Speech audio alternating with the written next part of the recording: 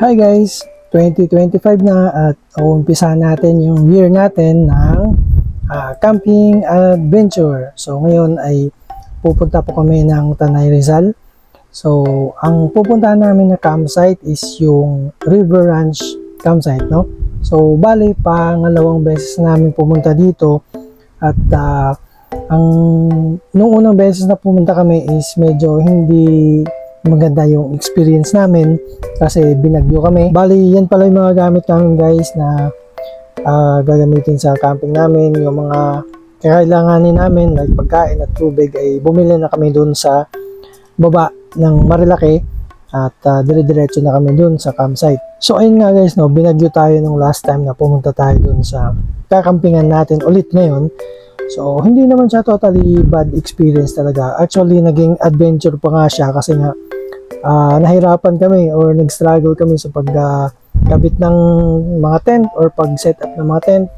Tapos yung pagligpit din namin ng mga tent kasi nag-struggle kami sa sobrang lakas ng ulan at hangin.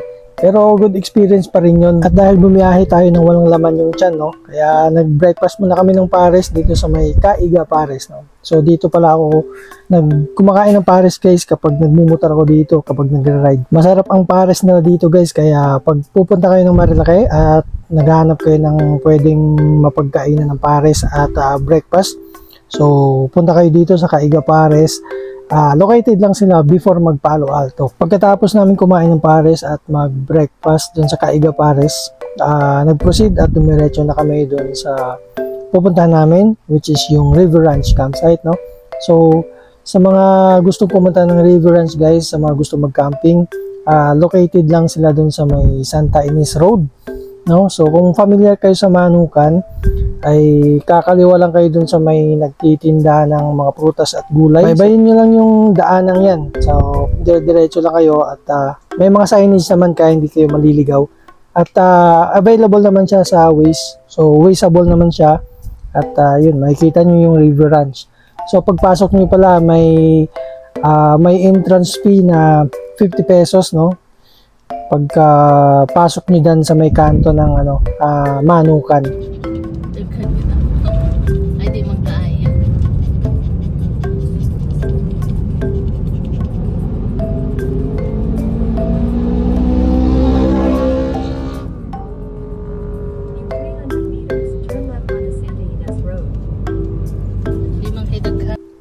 So ito nga guys ay nasa kalagitnaan na tayo ng kalsada papunta ng River Ranch, no? So kung mapapansin nyo, medyo rough road siya.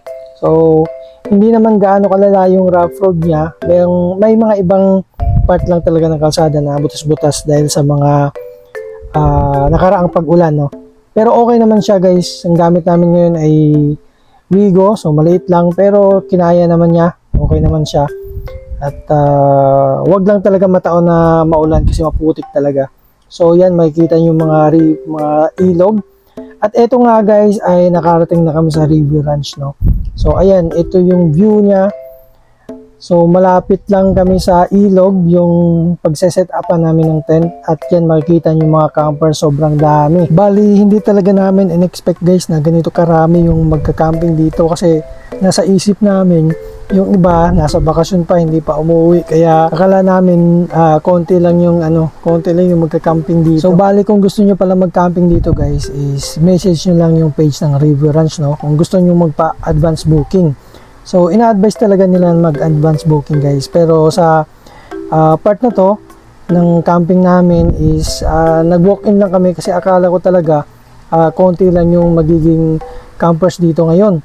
At nataon naman na may mga bakante pa at hindi sila nag-fully book, kaya tinanggap pa rin nila yung mga walk-in. Actually guys, yung spot namin nito is jackpot kami dito kasi pagpasok namin, timing naman na pa-check out na yung mag-asawang nag-camping din dito, kaya dito na kami pumesto kasi you know, flat yung surface, tapos may puno rin na pwede naming silungan, no?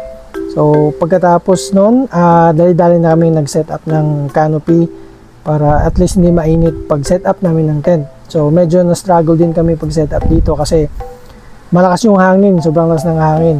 Yung tent saka canopy ay tinatangay ng hangin kapag binubuklat na namin. Pero naayos naman namin yung pag-setup ng tent. So medyo nagdali-dali na kami dito kasi late na yung oras, mag-alauna na at hindi pa kami nakapag-lunch, no? So pagkatapos kung maihaw yung isda na binili namin, ay nag-prepare na kami ng lunch namin at nagugutom na talaga kami kasi by this time is around 2 o'clock na, kaya medyo late na talaga. So ayan yung view namin, nasa gilid na kami ng ilog at ayan yung setup namin. Na-setup na namin yung tent, yung canopy at yung mga upuan at table na gagamitin namin sa camp. So yan guys, at kakain na kami at yan yung aso namin si Aki. So ito yung pagkain namin, kanin, tapos nag-scrambled egg lang kami. At ayan, yun yung inihaw na isda. Syempre may sauce yan na maanghang, masarap. So ayan guys, kain muna tayo.